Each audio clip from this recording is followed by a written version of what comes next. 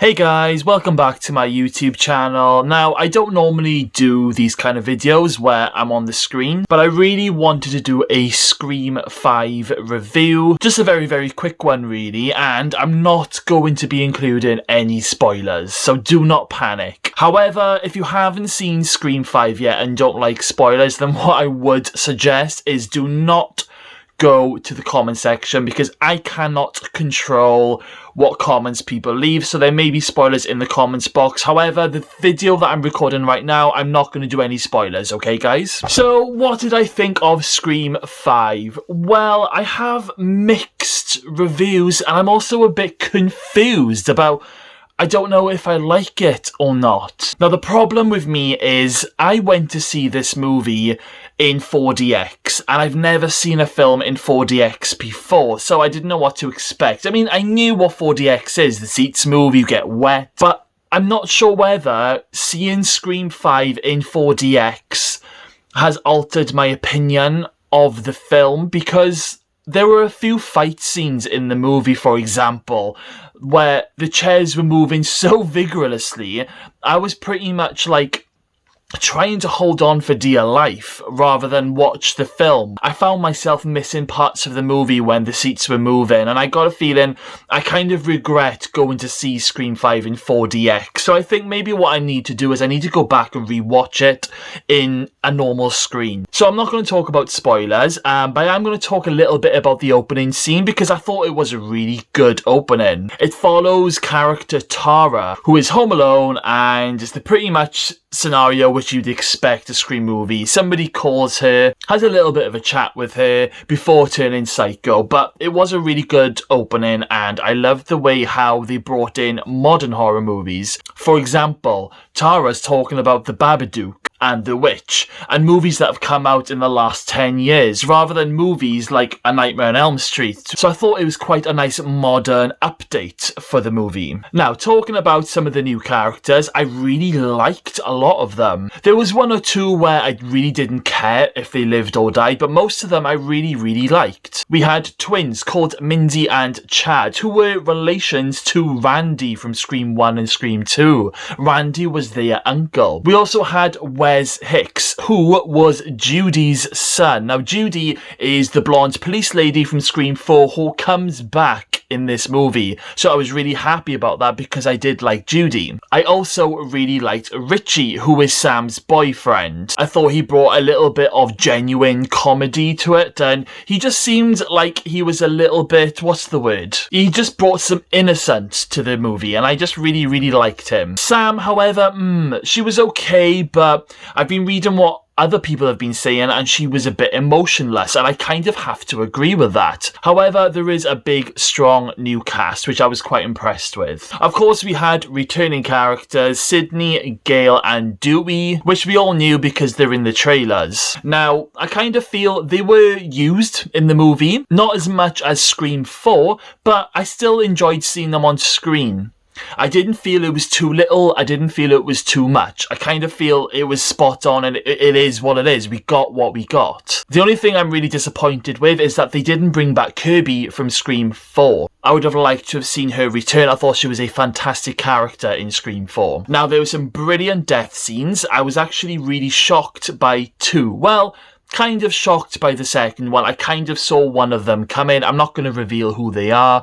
But there was also another character that I was really shocked by, because I thought this character might have made it at least to the end of the movie, or at least the final act, but they didn't. They were killed off.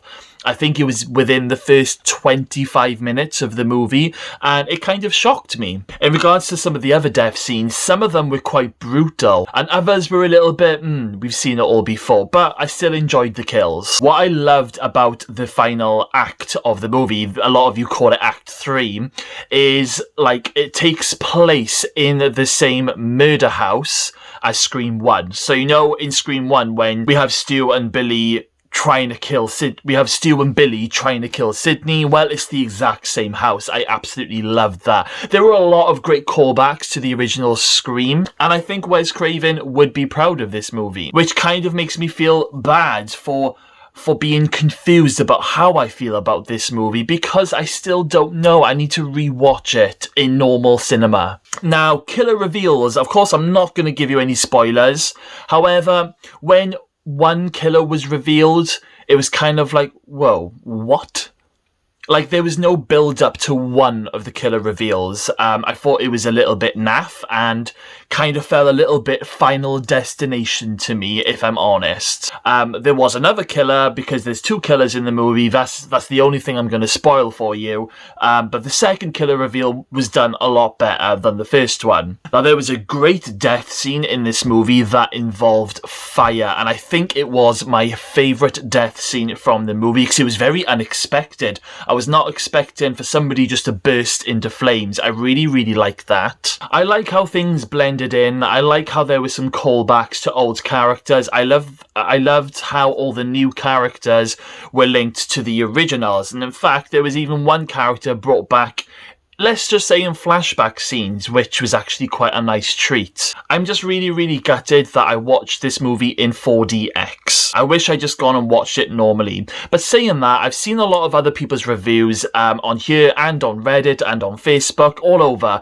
And a lot of people who are in the same position as me, they were confused about how they felt about this movie. I've seen a lot of them saying that when they went back and watched it for a second time, they actually appreciated the movie a lot more, and now they love it. They know they love it now by seeing it a second time. So I'm hoping, I really am hoping that when I go back and watch this movie for a second time, I'm able to digest it a bit better without being thrown around like a rag doll. Because I'm seeing other people's reactions to the movie saying it's the best Scream movie since the original. And I want to feel like that because I love the Scream movies. I love 1, 2, 3 and 4. I love them all and I want to love 5. But I don't know. I think I just need to go and watch it for a second time. So guys, if you've seen Scream 5, what did you think about the film? Did you love it straight off, or did you have to go and watch it for a second time? Are you in the same position as me? Are you feeling a little bit confused about Scream 5? Let me know in the comments box below, guys, because I kind of feel so confused about this movie, and I don't know whether if it's because I feel something was missing, or if it's because I saw the movie in 4DX. I kind of need your help on this one, guys. So let me know all your thoughts in the comments box below, and I think what I need to do straight away is book myself in for another screening of Scream 5 just to see if it changes my opinion or not. And then maybe what I'll do, guys, is I'll do another review maybe in about a week or two, and I'll do one with spoilers, and we'll be able to find out whether if it did change my mind. So guys, let me know all your thoughts in the comments box below. Okay guys, well thank you all for watching. Make sure you hit that subscribe button, and I'll see you all again very soon.